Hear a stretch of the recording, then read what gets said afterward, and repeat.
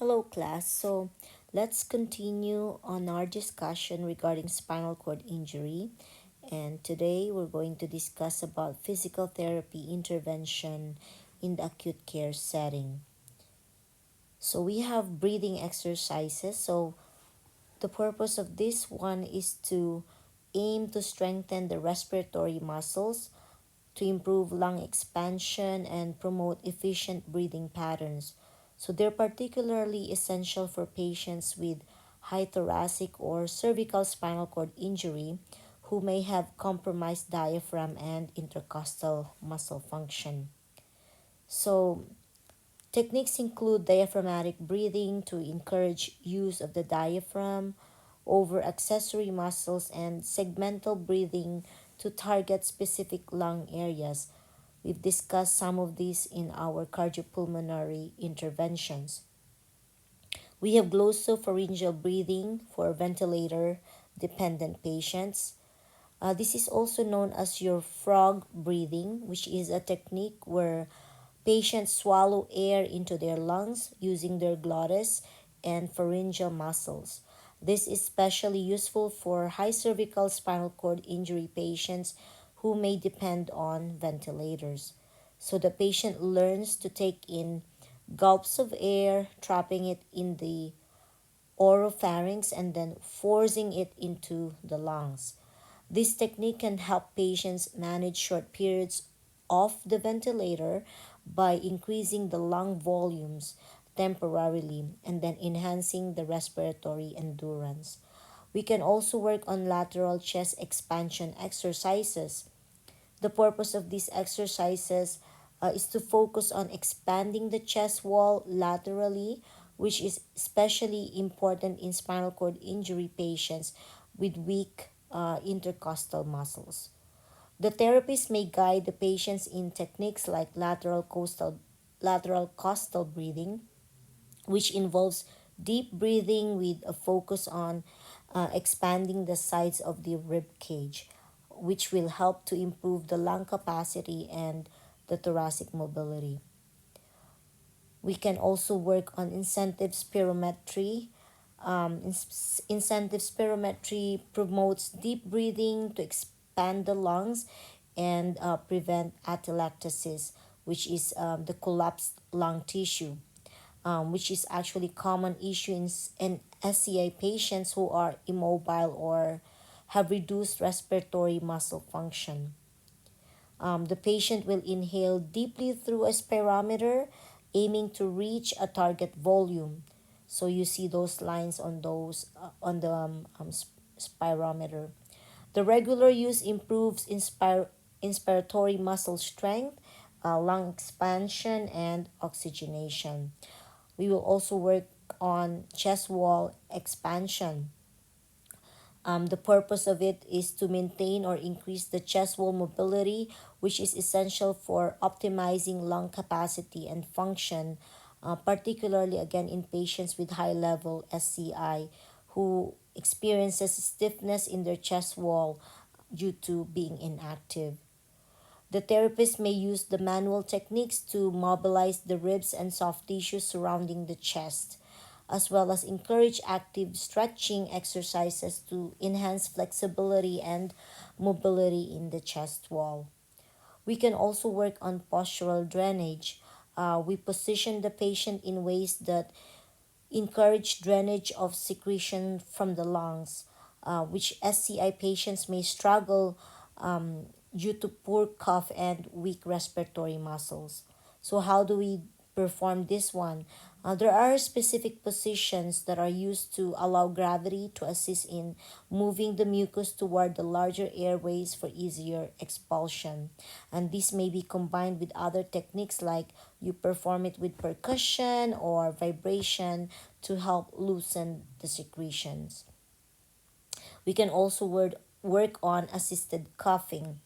An assisted cough is crucial for SCI patients who have weakened or paralyzed their abdominal muscles, making it difficult to them to generate an effective cough to clear secretions. The technique that is used is that a therapist or the caregiver applies pressure to the abdomen or thorax during the patient's attempt to cough. Um, that will help them generate the force needed to expel the mucus. Different techniques such as the costophrenic or abdominal thrust can be used based on patient tolerance and needs. So each of these interventions plays a role in maintaining or enhancing respiratory function in patients with spinal cord injury. The approach will vary depending on the injury level or the respiratory muscle strength and what are the patient goals. Working collaboratively with respiratory therapists that are usually found in your subacute therapy or inpatient therapy, more on acute setting. Acute care physical therapists can optimize respiratory health and prevent complications and also improve the quality of life for your SCI patients. So let's try to elaborate further the PT intervention in acute care. So we could also work on stretching and range of motion exercises. For SCI patients, they often experience joint stiffness, muscle shortening, and contractures due to prolonged immobility and loss of voluntary control over certain muscles. So we provide regular passive range of motion exercises that are performed for the shoulders, elbows, the wrists and hands to prevent contractures and maintain flexibility. We will provide gentle stretching that is done cautiously to avoid overstretching, especially for muscles crucial to functional hand positioning. We focus on areas like ROM exercises that are particularly important for shoulder flexion, elbow extension, wrist extension, and finger flexion, which can affect the patient's ability to perform tasks and transfers later on. So we have to also preserve the tenodesis grip. Okay, for patients with C6, C7 level injuries, the preservation of a tenodesis grip, which is the functional grasp achieved by passive wrist extension. Okay, this is critical for maximizing hand function. We should avoid overstretching the finger flexors, okay, during range of motion exercises by keeping the fingers in a flex position while extending the wrist, okay. This approach maintains the natural tenodesis effect. It will allow patients to achieve a basic grip through wrist extension, compensating for the loss of the intrinsic hand muscle control. We should also provide strengthening exercises. The strengthening exercises for those remaining innervated muscles at the C6, C7 level. This is essential to improve functional independence and compensate for the paralyzed muscles. So, we will target strengthening the deltoids, biceps, shoulder stabilizers, and any partially innervated muscles such as the wrist extensors, like your carpi radialis, which is essential for your tenodesis grip. Progressive resistance exercises within the patient's tolerance are applied to improve also their muscle strength. But care is taken to protect the shoulder joint and maintain shoulder stability, as these muscles will play a crucial role in transfers and during wheelchair mobility of the patient. We should also start acclimating the patient to upright postures. So, patients with cervical SCI often have difficulty with blood pressure regulation and are prone to orthostatic hypotension. So, acclimating to upright postures is vital for promoting circulation, improving autonomic regulation, and eventually enabling sitting and standing. So, there are steps with this intervention. We start with initial preparation. So the lower extremities are wrapped with ACE bandages and abdominal binder is applied to provide support. Uh, prevent It prevents blood pooling and helps stabilize the blood pressure. Then we'll have a gradual incline. The patient and then then is initially positioned at a 45-degree incline first. Then sitting up, because sitting up too quickly may lead to severe hypotension, so the progression has to be gradual. We also need to monitor the blood pressure, close monitoring throughout each session. If the patient tolerates the incline well, then we progress gradually to an upright sitting position. We also need to do incremental duration. So starting with short intervals, time in the upright position is increased by at least 5 to 10 minutes per session, depending on the patient's tolerance and blood pressure stability. This graded approach allows the autonomic nervous system to adjust and minimizes the risk of orthostatic hypotension. We then build up the tolerance for upright sitting. Its purpose is that it is actually essential for daily activities and transfers. A patient who can comfortably sit upright can begin wheelchair mobility training and then progress toward more functional activities. So, over time, the duration of sitting in an upright position is increased to build up the tolerance and endurance.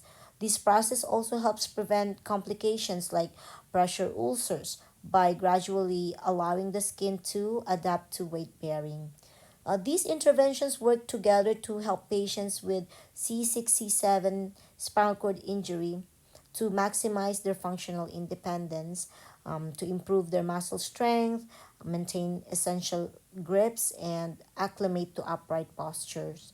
The ultimate goal is to enhance the patient's ability to sit, be able to perform their daily tasks, and progress toward mobility as their recovery allows. So, we'll have to have close collaboration with the healthcare team, and consistent monitoring of vital signs and patient comfort are actually key to safely achieving these outcomes.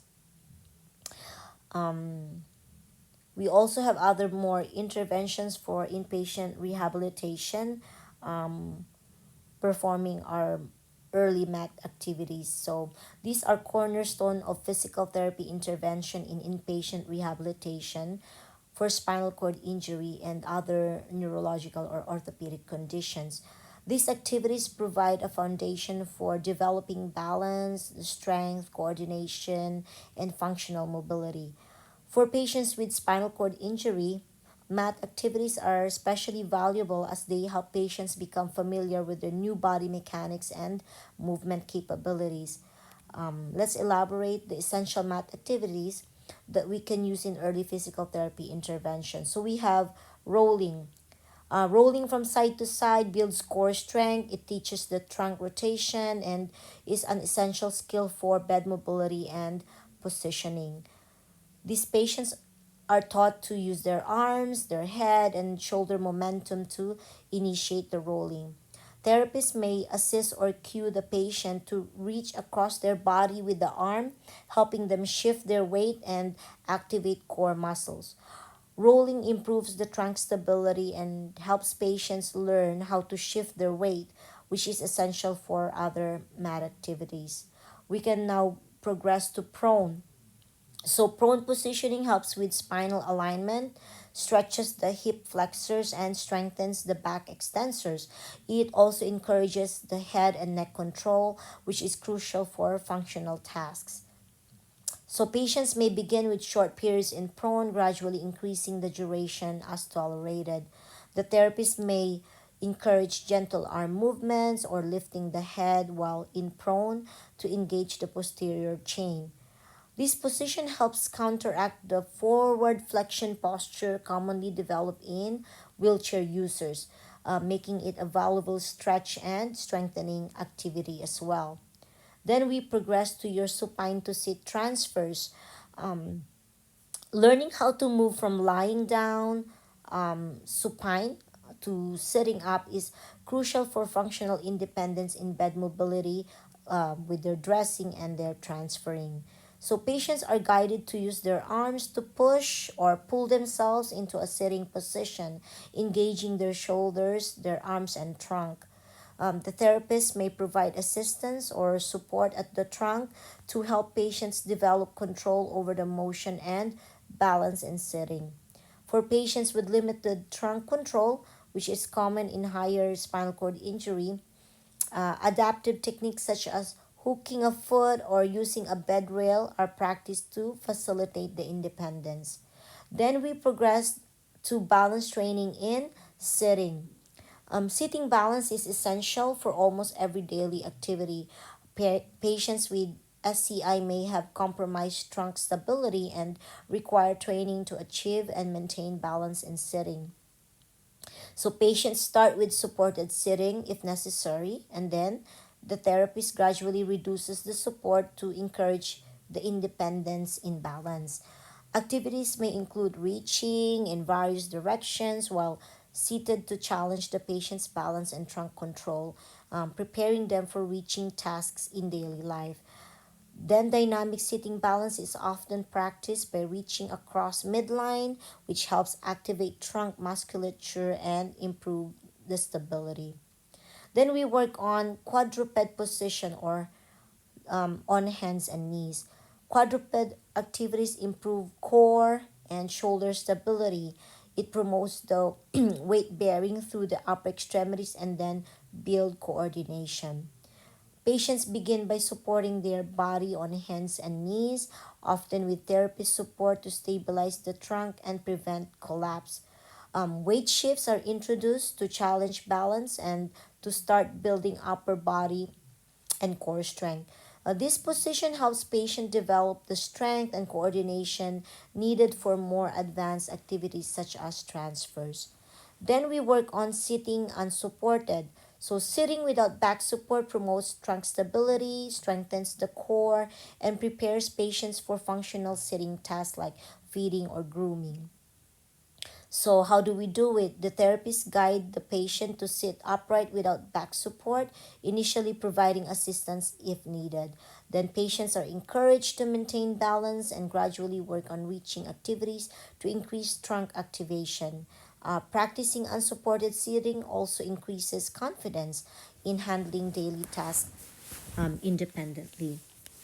Then we work on bridging. Bridging is an essential skill for bed mobility and provides foundational strength for transfers, wheelchair positioning, and lower body control.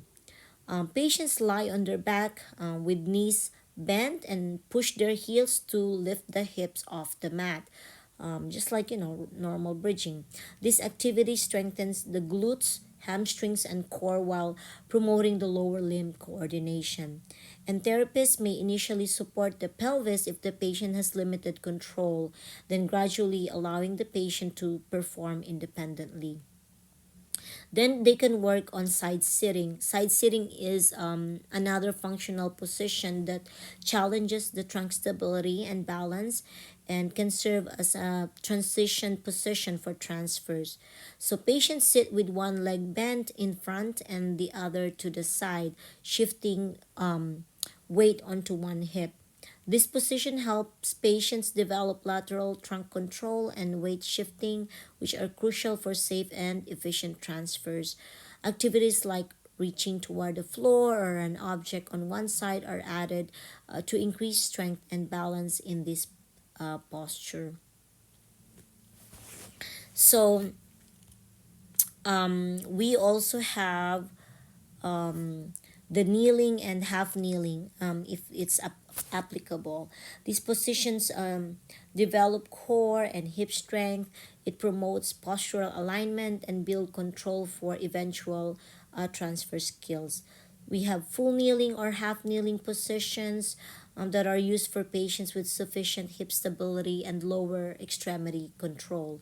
The therapist assists the patient into the position and encourage weight shifts or reaching activities to challenge stability. This position helps patients strengthen their hips, core, and lower body for improved stability in functional movements. We can also work on scooting and weight shifting on the mat. So, scooting and weight shifting are foundational skills for transferring between surfaces, repositioning in bed, and learning basic movement control. Patients are taught to use their arms and upper body to lift and shift their hips to move side to side on the mat. So weight shifts are encouraged as a way to develop strength and body awareness, which are necessary for bed mobility and transfers. Practicing these skills prepares patients for more independent mobility in bed or on a wheelchair. So, what are some of the key considerations? So, we need to have gradual progression. Math activities are progressed based on the patient's tolerance, strength, and endurance. Each activity prepares the patient for more complex movements and tasks. There should be a functional carryover. The skills developed in math activities often carry over to functional tasks like transferring to a wheelchair, performing bed mobility, and completing daily activities independently. So, initially, therapists may need to provide considerable support for balance, stability, or mobility. As patients gain confidence and strength, they're encouraged to rely less on assistance. Particularly in SCI patients, therapists must monitor for signs of fatigue, blood pressure changes, or symptoms of autonomic dysreflexia and make adjustments to avoid overexertion. Early math activities are critical in preparing patients with SCI for functional mobility, promoting independence and optimizing the use of remaining muscle function. These foundational skills help build the strength, the balance, and coordination that is necessary for independent mobility and participation in the daily life activities of the patients. So now let's work on different transfer techniques for inpatient rehabilitation. Transfers are vital component of inpatient rehabilitation for patients with spinal cord injury. Teaching safe, effective transfer techniques helps promote independence and mobility, enabling patients to transition between different surfaces such as from a wheelchair to a bed, toilet, or the car. The type of transfer taught depends on the patient's injury level, muscle strength, functional abilities, and rehabilitation goals.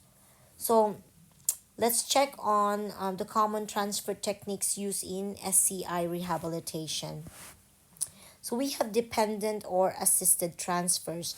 These transfers are used for patients with high level SCI like C1 to C5 who have limited or no functional control of their arms and trunk. We use the two-person lift transfer techniques. So two caregivers work together with one supporting the upper body and the other handling the legs.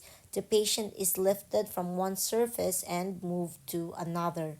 We can use the mechanical lift transfers like your Hoyer lift. For patients who cannot assist in the transfer, a mechanical lift may be used. A sling is placed under the patient and a hydraulic or electric lift raises them from the wheelchair to the bed or other surface. So we can also use sliding board transfer technique with assistance. For patients who have some arm function but lack the strength or balance for independent transfers, a caregiver can assist with a sliding board.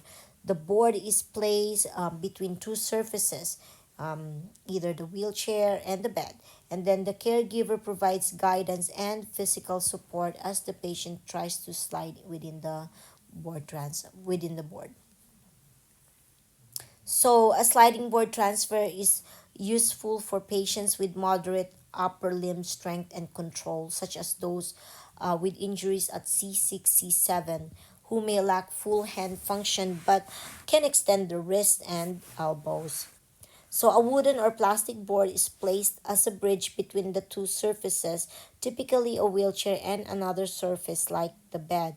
The patient places their hands on the board and lifts or scoots their body across, using the board as support. This transfer can be done with minimal or no assistance depending on the patient's abilities. So, sliding boards enable patients to learn weight shifting techniques and arm control, building the foundation for potential independent transfers. They're also safe for patients who are building up strength. Other transfer techniques for inpatient is the lateral or pivot transfer. This transfer is ideal for patients with lower level SCI like T1 and below. They have full upper body strength, trunk stability, and some balance controls. So this one allows for more efficient transfers and is the next step for patients progressing from a sliding board. The patient leans forward, places one hand on the wheelchair armrest and the other on the destination surface, and uses their arms to lift and pivot their hips across the new surface. The patient may hop or slide their hips across the gap between the surfaces. Therapist emphasizes or emphasize the leaning forward and away from the wheelchair to avoid tipping and to help balance the weight. This type of transfer builds strength and confidence and can be performed relatively quickly once it's mastered, enhancing the patient's independence. We can also work on squat pivot transfer. So, this transfer is helpful for patients who have partial or limited lower body strength and balance, such as those with incomplete SCI who may have some leg control.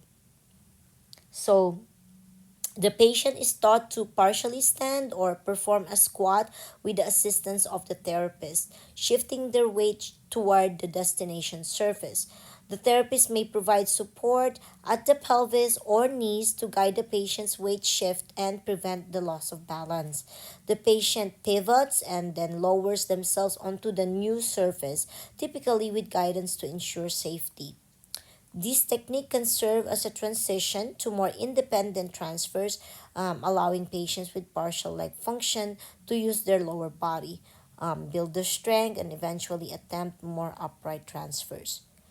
So stand pivot transfer can be also used. So this is used for patients with SCI who have functional lower limb strength, balance, and control, typically seen in those with lower thoracic or lower or lumbar injuries like T10 to L1 or incomplete injuries with some leg control. The patient uses armrests or handrails to push into a standing position, then shifting weight onto their legs. Once standing, the patient pivots on their feet toward the target surface. It could be the bed or the toilet and lowers themselves down safely. The therapist may initially assist with the standing and pivoting, particularly to stabilize the patient's knees and hips.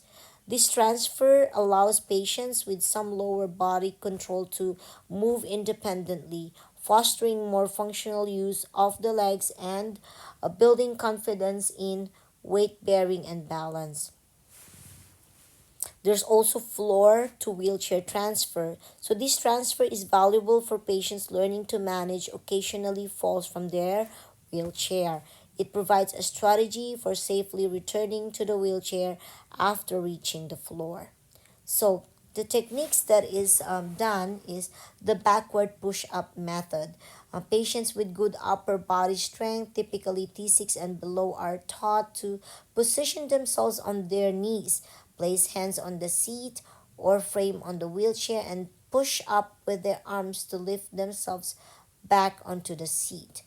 The patient sit facing the wheelchair and use their arms to lift or scoot their way up to the seat. This technique requires strong triceps and shoulder muscles. Practicing floor to wheelchair transfers help patients build confidence. It increases their upper body strength and safety awareness for real life scenarios which may need to recover from a fall independently. How about car transfer? So, for community reentry, car transfers allow patients to practice moving from a wheelchair to a vehicle, enhancing their independence and preparing them for discharge. Patients practice adjusting their wheelchair alongside the car, moving onto a sliding board if needed, and shifting their body weight onto the car seat. If using a sliding board, the patient can scoot across to the seat, often with assistance or guidance from a caregiver. For patients without a sliding board, lateral transfer or pivot techniques may be adapted for the car. The therapist provides guidance for safe foot positioning, weight shifting, and proper technique to minimize fall risk. So, mastering the card transfers is crucial for regaining a sense of freedom and preparing for community outings. It helps patients practice real life situations and ensures they are comfortable with transfers outside the clinical setting. So, there are key considerations in SCI transfers. The proper technique, body positioning, and therapist support are critical to ensure both patient and caregiver safety during transfers, especially early in the rehabilitation process. So, patients may use assistive devices like sliding boards, gait belts, or grab bars to facilitate safe transfers as they build strength and technique. The choice of transfer type is influenced by the patient's functional level, their muscle strength, injury level, and overall rehabilitation goals. Therapists gradually progress patients from assisted to more independent transfer techniques as their strength and confidence grow. So SCI patients are at high risk for pressure sores. So remember to properly position and weight shift during transfers. Um, these are emphasized to protect the skin from friction and pressure. So overall, transfer training in inpatient rehabilitation is a structured, progressive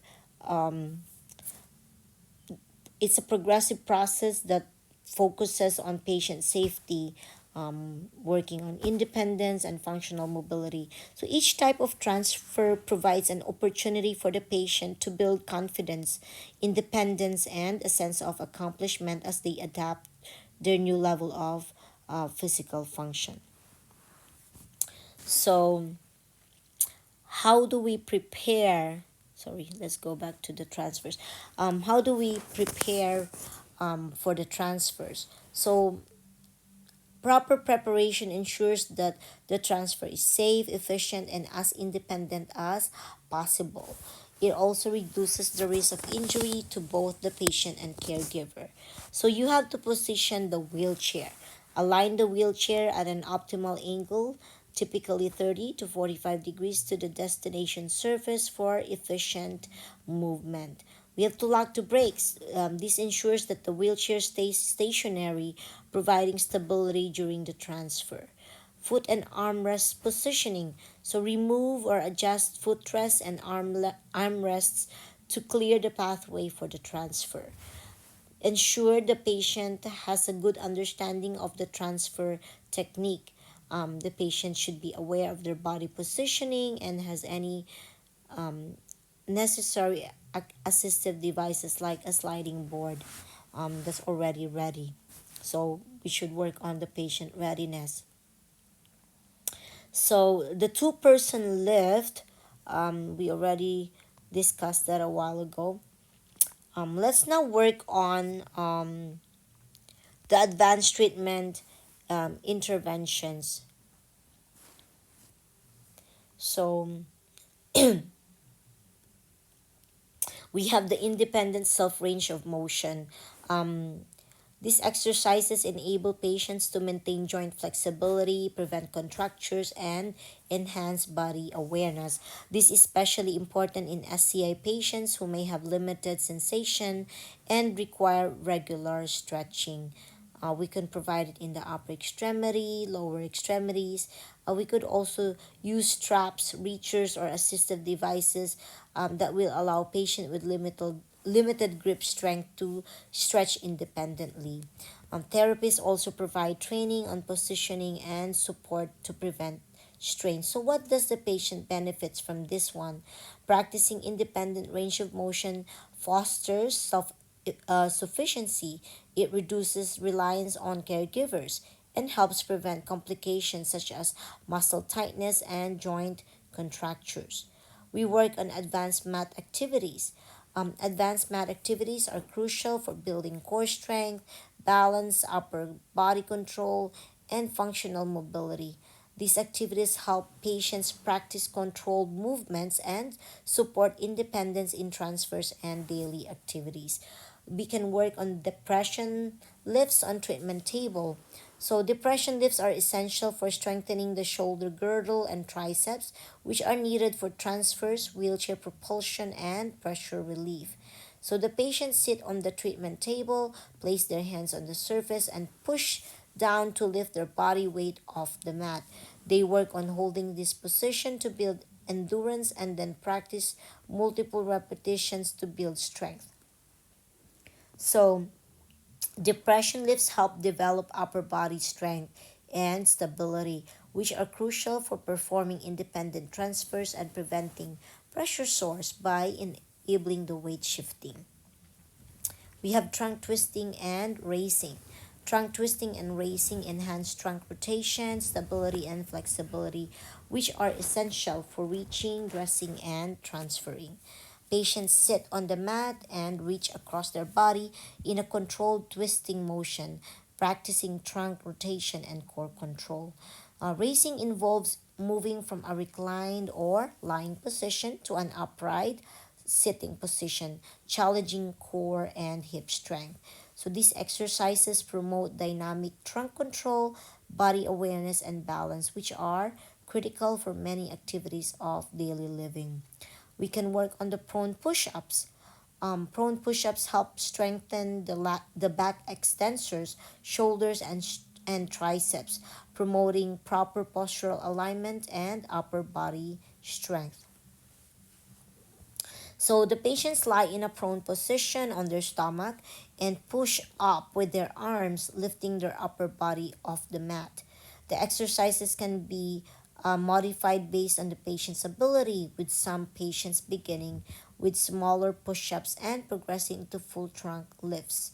So, prone push ups improve back extensor strength, posture, and shoulder stability, supporting the patient's ability to sit upright and engage in forward reaching activities.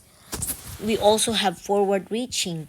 Um, these exercises develop balance, body awareness, and shoulder and trunk stability, helping patients with functional reaching tasks and preventing falls. Patients sit on the mat or treatment table and reach forward, aiming for targets placed at different heights and distances. This activity is often combined with weight shifting to improve balance and core engagement. So the benefit of this one is to improve balance and stability, which are essential for daily activities. Another advanced treatment intervention is creeping or moving on hands and knees, challenges core stability, the balance, and upper and lower body coordination. So patients assume a quadruped position. They're on their hands and knees and practice moving forward, backward, and sideways. So creeping can be modified with hand or knee support if needed, allowing patients to build strength gradually. So this activity improves weight shifting, balance and coordination, building strength in the shoulders, core and hips. It also prepares patients for further mobility training like crawling or kneeling. Then we have tall kneeling. So tall kneeling strengthens the core, hips, and trunk muscles, promoting balance, postural control, and functional movement patterns. So patients kneel upright on the mat with the hips fully extended and trunk aligned, practicing balance in this position. They can progress to performing reaching tasks, weight shifting, or trunk rotations while in tall kneeling. So tall kneeling helps patients practice balance, core stability, and lower body control. It's an excellent preparatory activity for transfers, weight bearing, and functional mobility. So let's look at the advanced wheelchair skills. So, advanced wheelchair skills are essential for spinal cord injury patients as they progress in their rehabilitation journey. These skills provide a pathway toward increased independence, allowing patients to navigate their environments more confidently and safely.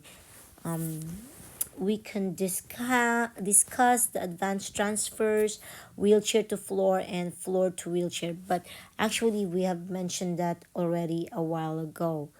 So, how about riding the wheelchair? So, learning to ride the wheelchair after a tip or fall is crucial for safety and independence, as falls from a wheelchair can happen due to environmental obstacles or attempts to navigate uneven surface. So we have car transfer. Car transfers are essentials for community reintegration, allowing patients to enter and exit a vehicle independently. Mastering this skill expands the patient's mobility options and contributes to a more autonomous lifestyle. Autonomous lifestyle. So we also have other um, advanced wheelchair skills. So you probably seen this in rancholos, the wheelies, ascending and descending curves, ascending and descending ramps. They have also the power mobility, and you also looked into or observed the wheelchair cushion maintenance or choosing the right cushion for the patient. So we will now check on the other advanced treatment interventions. And these are really very important interventions to becoming independent for our patients. So here are advanced cardiopulmonary training. So these play a crucial role in spinal cord injury rehabilitation, particularly for enhancing cardiovascular fitness, muscular endurance, and overall functional capacity. Since individuals with SCI often have limited lower extremity function, adapted techniques and equipment focus on utilizing upper body strength and maintaining cardiopulmonary health. So let's look at the advanced cardiopulmonary intervention. We can use the arm ergometers and adapted exercise equipment. So arm ergometers and adapted exercise equipment allow individuals with spinal cord injury to engage in aerobic exercise, which is essential for improving heart and lung capacity, advance endurance, and circulations. We have also adapted exercise equipment. We could do rowing machines, cable pulleys, and weight machines with adaptive hand grips, which allow patients to perform resistance and cardiovascular exercises targeting different muscle groups. We can have elastic bands, hand cycles, and weight cuffs that can be used to develop strength and improve the cardiovascular fitness. We also can use circuit training. This combines aerobic and resistance exercises in a sequential format, targeting both cardiovascular and muscular endurance. So, this approach provides a balanced full body workout that keeps the heart rate elevated while engaging multiple muscle groups. We also have aquatic therapy or pool program. So aquatic therapy leverages the buoyancy, resistance, and hydrostatic pressure of water, providing a low impact environment for exercise. It is particularly beneficial for SCI patients because water reduces the effects of gravity, enabling easier movement and reducing the risk of joint strain and injury. Let's just discuss a little bit about the advantages of aquatic therapy for SCI. First, there's buoyancy. It reduces the joint stress and allows patients to move limbs more freely. So, we also have hydrostatic pressure, which helps stabilize the body, improves circulation, and promotes respiratory function. There's also water resistance. Water provides consistent resistance, which aids in building strength without the need for weights. We also have full exercises. Patient can perform ROM and stretching for the and lower body to improve flexibility and joint mobility. So we can also do uh, pull exercises using strengthening exercises, work on balance stability training, do some walking or floating. So, pull exercises provide a safe environment for building strength, improving balance, and enhancing the range of motion. They also help increase cardiovascular fitness and reduce spasticity. And lastly, we have the floating and progression to swimming. It provides SCI patients with advanced aquatic skills. It promotes independence, improve the respiratory function, and enhancing cardiovascular endurance. So, swimming can be particularly empowering for SCI patients as it offers a sense of freedom and improved mobility. We have the standing and gait training. So, the benefits of standing and walking, it increases the bone density. So weight bearing activities like standing and walking help maintain bone density, reducing the risk of osteoporosis and fractures that are actually very common in SCI patients. So we have also standing and walking to increase the muscle tone and to reduce spasticity. It's also for cardiovascular health. It improves the respiratory and digestive system. So there's digestive efficiency and bowel bladder function due to improved core activation and better organ positioning. So there's also psychological benefits for this. It enhances independence and confidence. We have social and visual engagement. So we could also use orthosis and assistive devices for we use the CAFOs frequently for patients with weak knee and ankle control, providing stability to the lower limbs and assisting in standing and ambulation. The HKFO are suitable for patients with minimal or no hip control, and they stabilize the hip, knee, and ankle joints, allowing the user to perform the swing through gait pattern. There's also ankle foot orthosis, so which it offers support for patients with partial lower limb control, enabling them to engage in standing and stepping exercises. So what are the assistive devices? We can have walkers, crutches, standing frames. So orthosis and assistive devices are selected based on each patient's level of function, strength, and rehabilitation goals. So proper fit and adjustment are crucial to ensure their safety, comfort, and effectiveness. So for discharge planning, we have to do collaboration with other with other healthcare workers. So we have to have a rehab team conference. Need to work on our multidisciplinary approach. So we have to provide home exercises program, educate the family what to expect. This is essential for successful discharge as they often play a key role in caregiving and providing emotional support. So family members must understand the patient's condition, the limitations, and the needs. So we also need to teach them about community reentry, which focuses on reintegrating the patient into their social, work, and recreational environments, promoting independence and quality of life. So we need to really address the quality of life issues. So, addressing the quality of life issues is central to ensuring the patient's overall well being and satisfaction after discharge. So, this involves focusing on independence, social support, mental health, and fulfillment.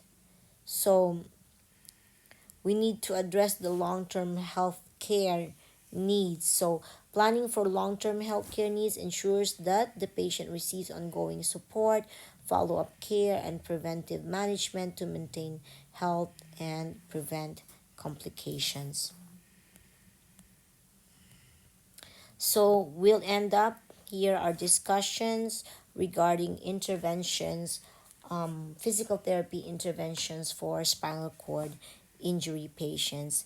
And that's from the inpatient setting up to the point that the patient is ready for discharge to home or to other discharge placement.